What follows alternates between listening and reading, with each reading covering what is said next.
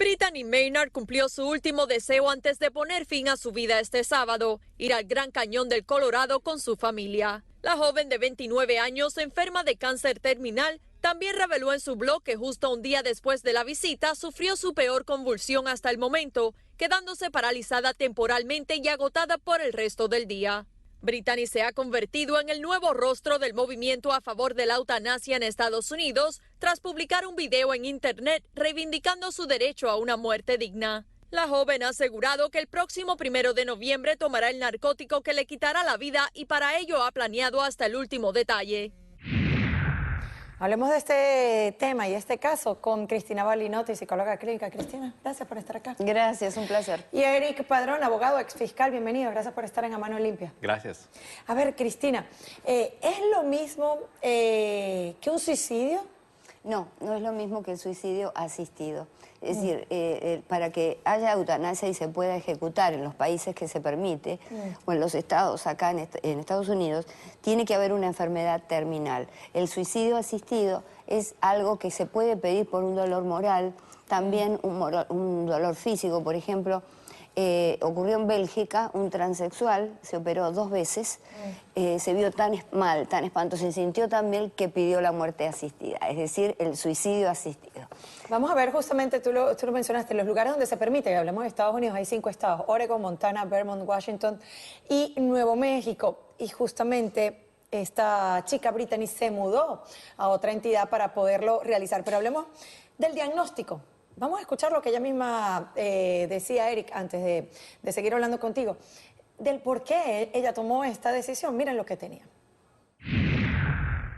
After getting married is when I first started experiencing the headaches, and they were quite severe. And I didn't understand them because I had never had anything like that before in my life. Right when I was diagnosed, my husband and I were actively trying for a family, which is heartbreaking for us both.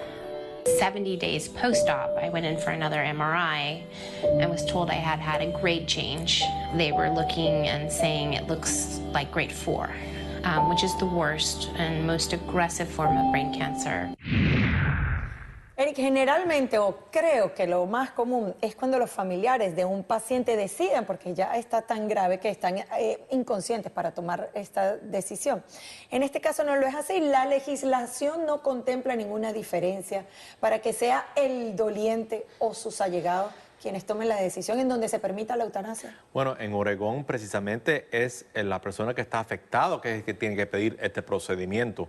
Y lo que hacen ellos es que simplemente le permiten tener una receta para unos medicamentos y así esa persona puede tomar la decisión del día y la hora en que pueda ya tomar la decisión ya de terminar con sus días. No hay, al estar en esa entidad, no hay ninguna persona o ningún organismo que pueda apelar la decisión que ella misma tiene con su vida. No, la única vez en que se puede ver eso es si una persona está incapacitada mentalmente y un familiar le pide entonces el apoyo a la corte para que nombran a alguien que tome esas decisiones. Claro. Sí, quería decir que, lógicamente, en este caso ella tiene que administrarse ella misma la droga, ¿no? Nadie puede, digamos, administrársela. Y, perdón, existe, claro, lógicamente, una diferencia en lo que es la eutanasia y la disparasia, que quiere decir esta cantidad de recursos médicos puestos al servicio de mantener la vida. Entonces, estamos de acuerdo con eso, es un extremo, tal vez como la eutanasia. Los discursos académicos y también los códigos penales se colocan en una posición intermedia. Pero por ahí estás viendo cierta hipocresía en nuestra sociedad, porque se sabe muy bien que con esa receta los medicamentos no es para salvarle la vida, sino para terminarle la vida. Pero así el médico no está en una posición donde él le está entregando esos medicamentos. Entonces es una hipocresía que nuestra sociedad quiere vivir con esa hipocresía. No, y paradójico, porque justamente ¿dónde queda el derecho a la vida? Lo que pasa es que tienen todas las personas, o el diagnóstico. Por eso te preguntaba, lo de si había alguien que pudiese apelar esta decisión. Porque cuando uno tiene una enfermedad, uno va a varios médicos, consultas diferentes opiniones de expertos. Entonces, ¿quién tiene en realidad la razón? Es decir, mira, esto es una enfermedad terminal que me imagino es lo que establece la ley para que tomes este medicamento. Lo que pasa es que no hay enfermedades, hay enfermos. Y entonces cada persona reacciona diferente ante el mismo diagnóstico, dado en el mismo tiempo, uno va a vivir más tiempo, otro va a vivir menos. Es decir, que ahí empieza todo el cuestionamiento de la muerte asistida, o que significa en griego muerte dulce, ¿no? Muerte buena. En este caso, por ejemplo, si el esposo de ella determina de que ella está sufriendo de una crisis mental, él puede ir al tribunal para prohibirle a la farmacia o al médico de entregarle esos medicamentos, pero la familia está de acuerdo con lo que ella está haciendo. Todo el mundo. Bueno, justamente, ¿cómo planificar su propia muerte? Qué terrible, uno planifica un nacimiento, incluso dentro de lo que cabe. Vamos a escuchar qué dice Brittany de esto. I plan to be surrounded by my immediate family, which is my husband and my mother and my stepfather and my best friend, who's also a physician. And probably not much more people.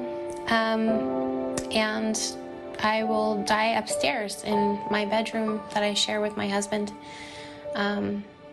with my mother and my husband by my side, and pass peacefully with some music that I like in the background.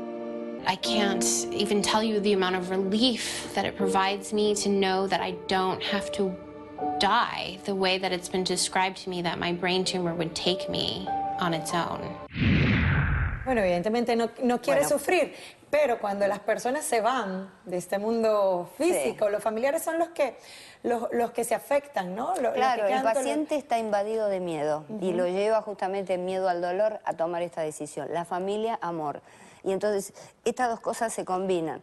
Pero fíjate que en realidad hay que tener cuidado, porque ahora hay medicaciones muy sofisticadas para evitar el dolor, para que los últimos momentos sean mucho más suaves y mejores. Es decir, que sigue el planteo y la polémica. ¿Es necesaria la eutanasia? Es decir, desde el punto de vista de la religión, desde el punto de vista humano y psicológico también. No, y hablemos del hecho fáctico, porque yo le preguntaba a Eric de la parte legal, y porque me recuerdo cuando un reo está sentenciado a la pena de muerte, en estos días quedó uno que no murió. ¿Qué pasa si esta receta no le da la muerte fulminante que Brittany espera? Bueno, sí, entonces el escándalo sería increíble porque yo creo que en el estado de Oregón hay más de 1,000 personas que ya se han aprovechado de este programa que tienen ahí. Wow. Y entonces esto ha sido ya comprobado. Más de 1,000 personas que han decidido morir de esa manera. Pero uno de los riesgos era al principio cuando se entró en este debate, era que iban a haber miles y miles y miles de personas que iban a tomar esta decisión. Pero hay que tomar en cuenta que esto es una decisión que toma mucho coraje. Y muchas personas en Oregón han pedido los medicamentos, pero no los han utilizado, porque al último momento deciden esperar. Bueno, pero no es menos cierto lo que tú dices, el efecto en cadena. Incluso en los medios, a veces no se cubre los hechos noticiosos cuando las personas se suicidan, se quitan la vida, se lanzan en el metro de Nueva York o en el metro de París, porque esto produce un efecto en cadena. Y definitivamente este hecho ha sido muy mediático, ha sido bastante viralizado en internet, y todo el mundo está esperando esa muerte este sábado, si se concreta o no. Entonces no es un impulso y una palmadita para quienes no están tan satisfechos con su vida. Sí, por supuesto, porque la decisión que toma ella es la inmediatez del sufrimiento que la lleva a tomar esta decisión. Entonces hay que tener cuidado. Un enfermo en estas condiciones, ¿tiene su sistema de razonamiento claro? ¿Puede tomar esta decisión? ¿O está en manos de la familia? Es decir, se abre la polémica y por eso no hay, nada que esté a favor todavía, salvo algunos países en Europa, Bélgica, Holanda, Luxemburgo. Y al comienzo la madre pensaba que era un error. Vean ustedes lo que dijo en esta entrevista. In the beginning, I hoped for everything. First, I hoped that they had just the wrong x-rays, the wrong set of scans. It was all just a big clerical mishap. Your brain will do really strange things to you when you don't want to believe something. You will come up with fairy tales. Retomo lo que estábamos hablando antes. Cuando el encargado, el funcionario encargado de autorizar la eutanasia en el estado de Oregon, en este caso, o en algún otro, ¿cuántas pruebas requiere para tener un diagnóstico certero y que no haya fallas para poder proceder con esto? Y además, ¿En qué condiciones tiene que estar el paciente? Porque si bien los médicos dicen que el tipo de cáncer cerebral que ella tiene, el tumor, no tiene cura, la vemos bien. Hoy cumplió su último deseo, que fue ir al Gran Cañón en Colorado. Pero esto se parece a un suicidio asistido, en realidad no se parece a una eutanasia en donde el paciente está en estado Pero terminal. también tuvo una crisis de salud ahí en el Cañón Sí. de Colorado. Entonces, ella está sufriendo.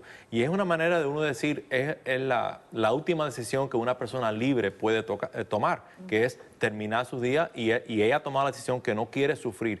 Y se ve esto muy a menudo entre los ancianos. Cuando le dicen que tienen una enfermedad terminal, ellos lo primero que piensan es en sus familiares. Bueno, ¿quién me va a cuidar? ¿Y por qué voy a estar aquí más tiempo cuando se sabe cuál va a ser el resultado? Bueno, pero tú lo has dicho, en las personas, en los ancianos.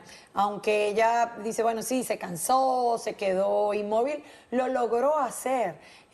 Claro. Y repito, entonces, ¿quién forma parte de esta comitiva que toma la decisión de permitir la eutanasia? Bueno, primeramente los médicos. Y los médicos tienen que concluir de que es una enfermedad terminal y aquí nadie ha dudado de lo que han determinado los médicos.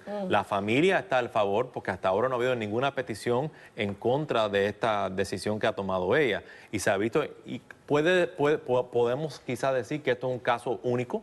Una muchacha tan joven, tan elocuente, pero en nuestra sociedad, cuando está aumentando tanto la cantidad de personas ancianos, esto va a ser un tema que va a recurrir más y más y más. Bueno, y eso es lo que quieren los movimientos pro eutanasia, que justamente con la valentía, el coraje que ella tiene y bueno, y lo que ha logrado, si se concreta la propia muerte que ella planificó, es que otros apoyen esta causa para que tomen la decisión de si quieren o no seguir viviendo. ¿Qué tan beneficioso puede ser eso para la sociedad, para la comunidad, cuando la gente, más bien, a veces lo normal es luchar por la vida, no por la muerte? Yo creo que sí, yo creo que hay que luchar hasta último momento, pero también tenemos que darle a ella el crédito, no estamos en sus zapatos, no sabemos los sufrimientos que tiene a la noche cuando le agarran estos ataques. Pero siempre yo soy pro vida, hay que luchar hasta último momento. Claro, que la vida, como decía un gran filósofo americano, la vida por lo pronto es algo que nos pasa, no es algo que está colgado. Y entonces, de alguna manera, uno se reserva ese derecho de decidir qué va a hacer con su vida. El esposo justamente es una de las personas que pudiera decir, ¿cuál es el sufrimiento? Es quien vive con ella, quien se acuesta y se levanta con ella. Vamos a escucharlo. Between suffering or being allowed to decide when enough is enough, it just, to me, makes provides a lot of relief and comfort that okay, that option is there, if and when we decide or she decides that it's time. Death with dignity allows for people who are in the predicament of facing a lot of suffering, that they can decide when enough is enough. Bueno, y así lo establece la legislación. Eric, si la dosis, supongo, debería estar lo suficientemente apta de acuerdo a su peso, su enfermedad, para que ella pueda morir, pero si no ocurre, ¿puede volver a solicitar el procedimiento? Bajo la ley de Oregón, sí, lo puede volver a solicitar. Hasta ahora no se ha visto esa ocurrencia, pero sería algo bien único en el estado de Oregón. En los otros estados no ha pasado tampoco. ¿Sabe cuál es el efecto de las pastillas que le van a dar? Eso es una cuestión médica, quizás. La doctora puede ayudar. Bueno, no, lo que pasa es que son pastillas en realidad que entran en un estado somnífero, en donde no sienten nada, en donde se van de manera pacífica, digamos. Pero ¿cuál es el efecto, Depende. en el cuerpo? Bueno, va cerrando de a poco todos los órganos. Hay un efecto, por ejemplo, las dosis de morfina, ¿no? Cuando son muy altas, tienden a no solo sacar el sufrimiento físico, sino la vida. En muchos casos se ha utilizado morfina. No digo que ahora lo haga, pero morfina en doble dosis. Tenemos que tener en cuenta que esto mucho depende de los estados en que uno reside. Por ejemplo, recordamos el caso del Dr. Jack Kevorkian. Él preparó esa maquinaria de muerte, pero él no era el que administraba los medicamentos, era el paciente que tenía que apretar un botón. Y él cumplió casi 15 años de prisión por homicidio, porque en esos tiempos era ilegal. En el estado de Pennsylvania, una enfermera permitió que su padre muriera después que él mismo tomó morfina, porque él dijo que no quería vivir más y ella simplemente Se la dio. no llamó al hospital. Y cuando llegó una enfermera le dijo, no, él tomó la morfina porque ella quería terminar sus días. Y ella fue arrestada, le retiraron los cargos. Entonces, todo esto depende de en qué estado uno reside. Vamos a ver justamente el caso de Ramón San Pedro de España. Un caso similar como el que estábamos hablando. Y él mismo tomó la decisión de no se podía mover. Recordemos la película, en la historia de él fue en la película recordada Mar Adentro, sí, en donde él mismo decía, bueno, pero él estaba en cama, obviamente, era otra situación, y como le decía Eric hace un rato, el hecho de que ser tan joven, Brittany, pues causa mayor impacto, ¿no? Y con las redes sociales y todo lo viral y el acceso a internet que se ha hecho. Pero también hay muchas grandes estrellas que han seguido viviendo, ¿no es cierto? Sí. Reeves, por ejemplo, que estaba completamente cuadripléjico. Sí. Entonces, y estaba su mujer y murió cuando tenía que morir. Superman. Es decir, claro, Superman. Nosotros, ¿hasta qué punto podemos decidir esto? Es un interrogante que queda abierto, ¿verdad? Bueno, pero uno tiene que tener el derecho de poder decidir, debería, ¿no? De ti mismo.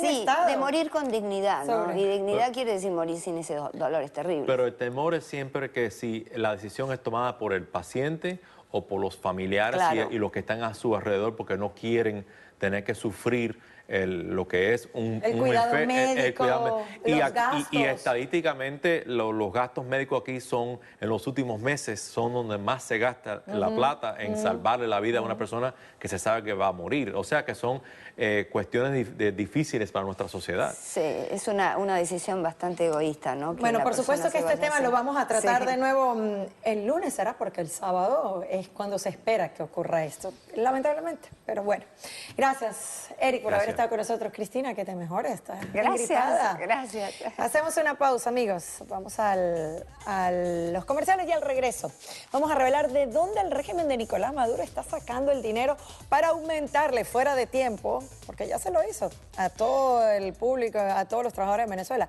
en esta vez a los militares. ¿Qué hay detrás de eso? Ya volvemos.